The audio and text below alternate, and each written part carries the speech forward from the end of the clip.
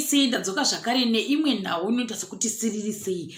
Ini ndandisingazivi kuti chii chikunyatsa kuitika. Ndobva ndaona chimufananidzo womukomana ari kutendedzwa chingonzi nematambudziko zora mugare zora mugare. Mukomana uyu anova iye anoitwa Kelvin. Kana singareshi pronunciation yachoni. Asi Kelvin ndofunga ari popularly known as Luveve Boy. Ndaona masocialites vazhinji vakamuposta pamapeji avo. Vandaenda kunoona vana comic pasta zvakare vakamuposta pamapeji avo. Tobva ndaona kuZim Celebs vamuposta zvakare Kelvin uya wereta. Saka Kelvin uya yenza kuti anezvei. Pandandichiverenga pepe nekuti ndandisingamuzivi. Pandandichiverenga ndobva ndaona Kelvin wata zvekutoimba uyezve atombowina mamwe awards. Ndobva ndatozviona pepe zvikanzi wadi washayika. Saka Kelvin wabatwa neka kuti waonei. Ndobva ndazoenda pacaption kumacomments mazhinji kuFacebook vanongodanza kuti waitikechi wasangana neinonzi hit and run. Ndikati ho chega tigona kuti vamwe vari kuti chii. Ndobva ndaona veZim Celebs vaisa caption yakanzi I witnessed this. It's been terrible. Well, they were two and vashayikira passport vari vaviri. They've been hit by a Toyota Vitz which was overtaking 3 cars at once and yarovera ku right side of the road. Mota yacho ndeye driving school. It happened around 1:44 here outside police station Yandogara, just about 10 meters from the gate.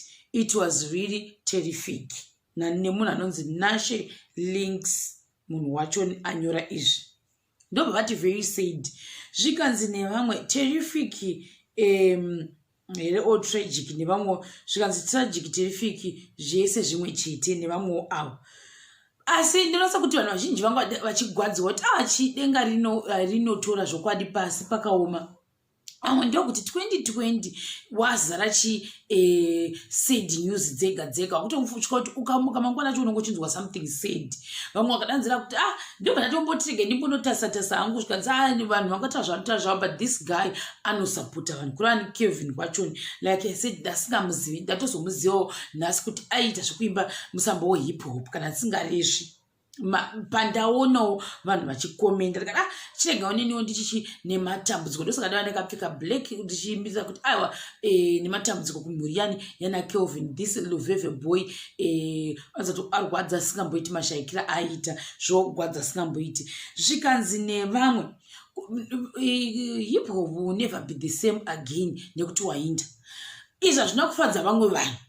Ndo maonera ndaita hangu kuti vamwe vanhu vanokufara nazvo pakuti why did you mention kuti hip hop will never be the same again. Imimi this guy paanga ari mupenyu hamuna kumbotaura anything about iye. Sei manga musingazvitauri kuti hip hop will never be the same tisingakoni. Sei manga musingamumention. Why are you mentioning him like this now? Ndinosa kuti vamwe vanhu kuda havana kunyatsa kufara naizvo kuti vanhu vaita kahypocrite. Ndo maonera aita vamwe vanhu. Zvikanzi nevamwewo zvakare uyo anonzi Lillian Lynn Mhando ati why do you pretend to care about this boy because ashayika?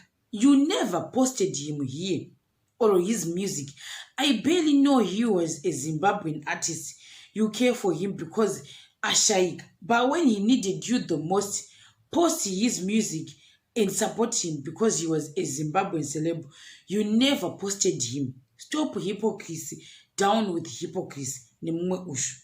Anyoro zvaawona. Zvikanzi that's life. You have to embrace the reality. There are people who will never text you or visit you or post you on their status until washayika. And when you can't change, and you can't even change that. It's easy to be famous when you are kana washayika than when you are living. That's when you realize that people really knew you. Zvikanzi nevamwe word big man. Zvikanzi it's heartbreaking because if they want money to be paid for someone to be posted here, then why are they doing it for free when the person ashayika? It's better to do it for free when he's alive. Ndivamwe avo. Vamwe vakati Zim Celebs big up. Zvikanzi that's how our society has been designed. You're honored when you are gone than when you are living. When you are alive, they will never compliment you.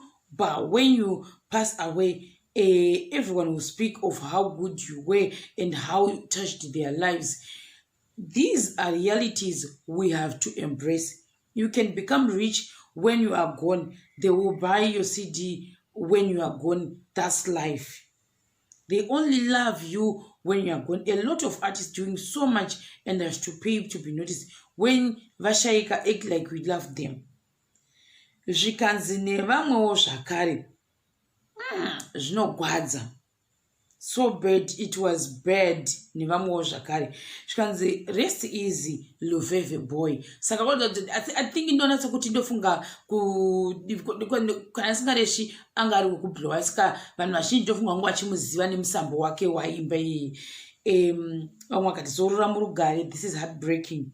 This is truly sad. 2020 hasn't been easy on us. Sad day for hip hop genre. Nevamwewo zvakare. Zvikanzi nevamwe. Can you all stop nezvokuti materific comments asi kunakidza zvachose? Pari zvino tiri kumboti zorora murugare kunani kuna Luveve boy. Vamwe ndokuti zvakare King zororai murugare fambai zvakanaka. Zvikanzi nevamwe I hope justice is going to be saved. It was very terrific. So sorry. Nevamwe asi kuti nekuda kwei vamwe vari kuramba vachimaka terrific word ndofunga vamwe vati hafaniri kushandisa iro rere ndivamwe avo.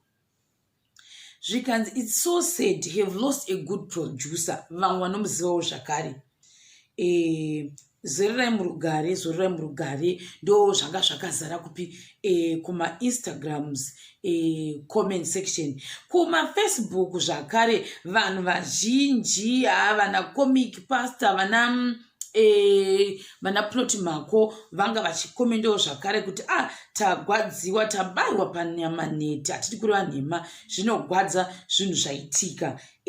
Hazvina kushata tirege tigodzvitaurawo pano kuti kune munhu akaita sei. Kune vamwe vanga vasingazivi ndofunga vanosanganisira neni kuti ndanga ndisingatomuzivi uyu kuda ndokuti ndasingazivangu musambo yacho stereki like I said musambo yehip hop ndakatoidzidzawo pano palockdown. Saka ndo zvimwe zvikanzi naButi Plot Mako saw him for the first time performing at 2014 Zim Hip Hop Awards at Wing Wa in Harare. I was totally blown away. Got his contact, stayed in touch, and 2 months later, we Jibilika hosted an event in Luveve at the community center, and he turned up and gave a moving performance. We then became good friends, and each time I did a show in Bulawayo, he was always on the lineup. A free-minded, hardworking, and super talented hip-hop artist and producer. Kelvin didn't fear speaking his mind and expressing himself through his music and words. A very engaging and fun character. One of the biggest hip-hop success stories from Zimbabwe, whose music did a lot to unite a people and inspire the youth. Zet Kupani became a national anthem and put hip-hop on the radio and the main stage. In my last conversation with him, he was working on some amazing projects and producing some dope talent and created some Zim dancehall songs. May his soul rest in peace forever, King Zorora Murugare. Ndova vaisa futi imwe screenshot yemuna 2015 vakati meet the future of the hip hop Zimbabwe. Calvin, this young man is bad news. You can ask anyone who attended the Zim Hip Hop Awards. He sings in vernacular Isindebele, and his flows will definitely move you. Zimbabwe's next big thing, the boy from Luveve. At I am Calvin at Jibilika ndova vaisa mufananidzo yachoni. Mufananidzo uyu wakaiswa musi wa8 February 2015. Ndo zvandaona izvo asi vanhu vazhinji varadza kugwadziwa. Ndichingoti zvakare kuna Kelvin mukomana aizviti Luveve boy aiwa ndazorora murugare nemhuri yavo inge ichinyaradzwa zvakare. muzuva ranhasi zvinogwadza zvisingamboiti. Ndo zvandokwanisa kutaura kuti ndo zvandauya nazvo muvhidhiyo ino, ndichingoti kune edzo shamwari dzake zvakare dai dzanyaradzwa, uyezve vanhu vacho vaikonzesa accident dai vabatwa zvakare paitwa justice yanga ichirehwa nevamwe kuti aiwa we hope kuti justice ichaitwa saved. Ndo zvandokwanisa kutaura mukati mevhidhiyo yangu yanhasi ino. Ndichakubatai zvakare pachikamu chinotevera.